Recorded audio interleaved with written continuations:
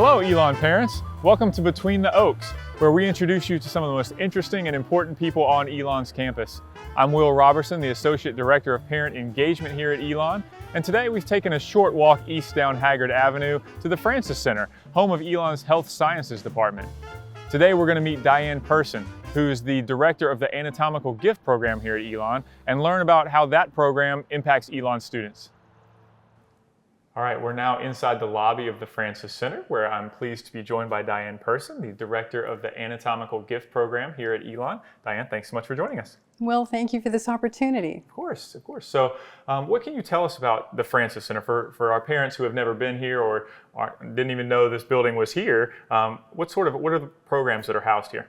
So the programs that are housed here are the Doctor of Physical Therapy Students Program, the Master of Physician Assistant Studies Program, and the Accelerated Bachelor of Nursing Students Program, a fairly new program to the school. Yeah, and we're here in the lobby. This part of the building looks brand new. So obviously some renovations have been done very recently. What can you tell us about those renovations? So we're standing in the completion of Phase 3, and this is the new lobby, the new entrance off of the east parking lot.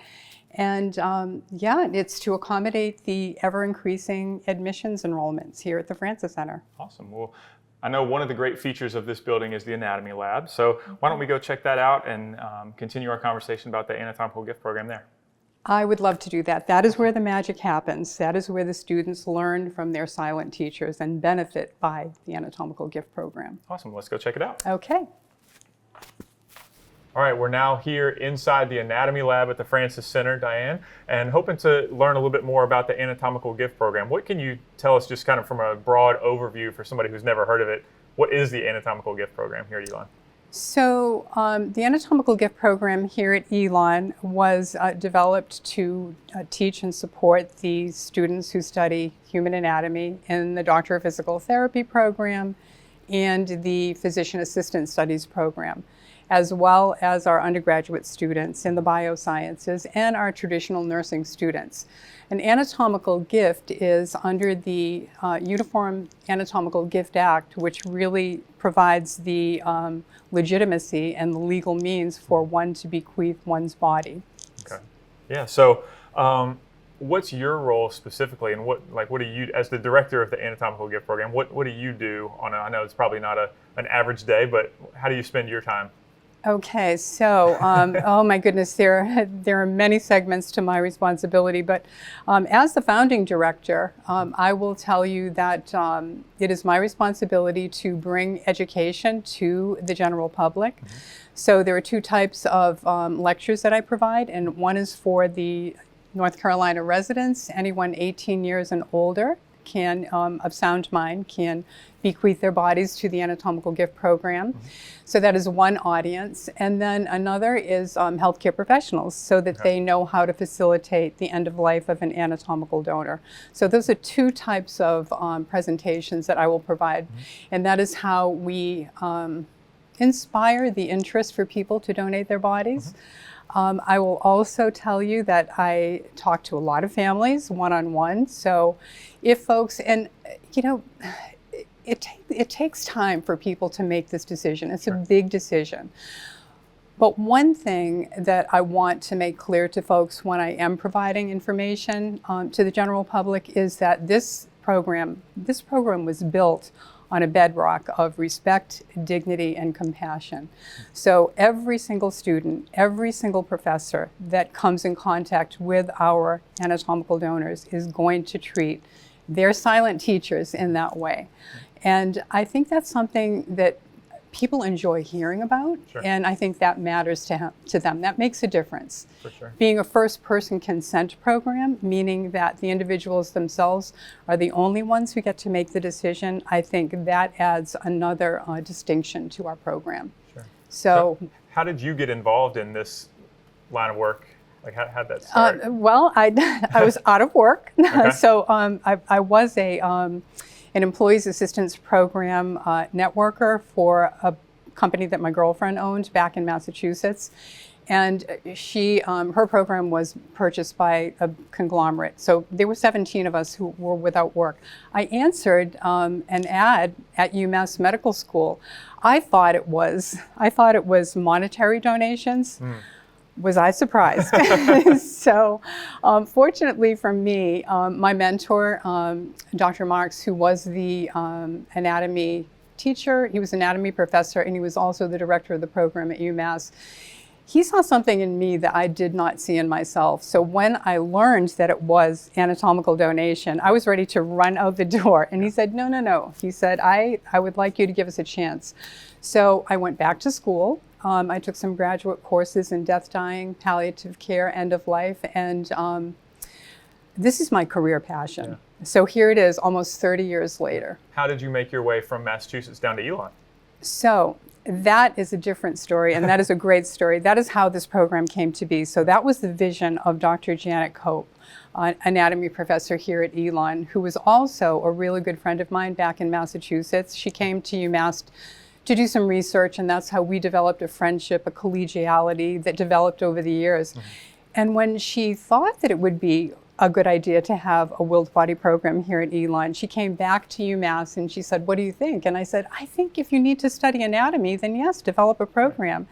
And she said, good, then you can come and serve as the advisor to our feasibility committee. And I said yes to that. So that was an advising capacity over a couple of years, and then it became an offer to serve as the founding director and develop this program, offered to me by the previous dean, and Dr. Elizabeth Rogers. How long ago was that? Like, how long has this program been around? That was so my first day was May 2nd, 2016. Okay.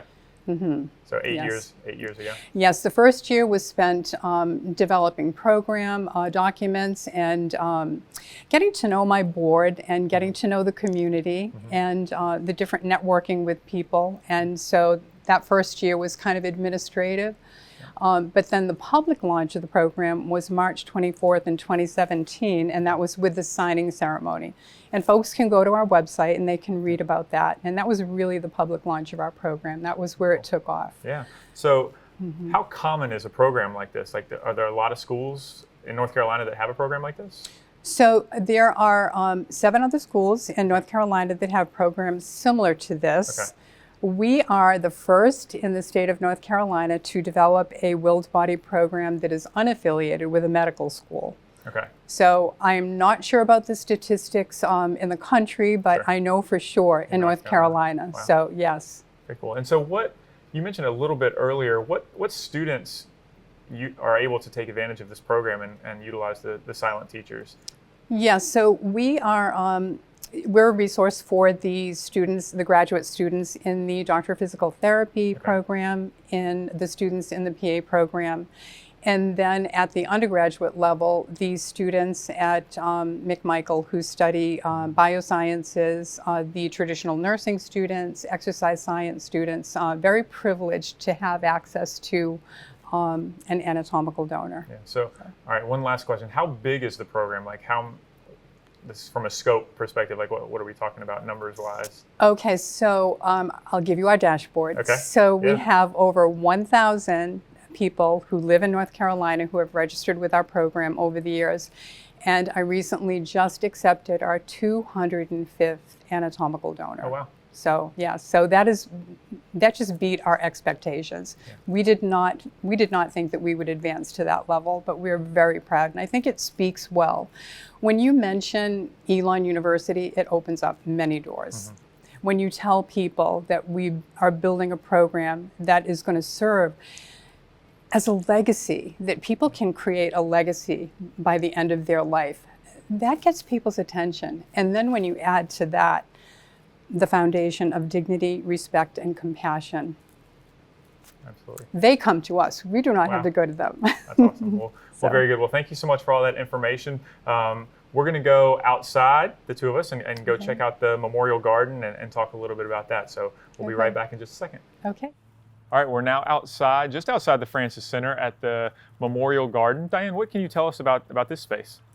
So this space was primarily developed as a contemplative area for the students to come and to sit and reflect upon their studies in the anatomy space, and also an invitation for family members to come and think about their loved one. Wow. Actually, President Book selected this fountain, Oh, wow. and I was sent several pictures, but when I saw this one, I said, we need to stop here. It really, I just think it symbolizes that they come into us and then they leave us and they go back home to their loved ones. So I think it's the perfect fountain for this garden. Yeah, that's great. And then I noticed inside, each of the silent teachers had a nameplate, and what benefit does that give the students to have a name to their silent teacher?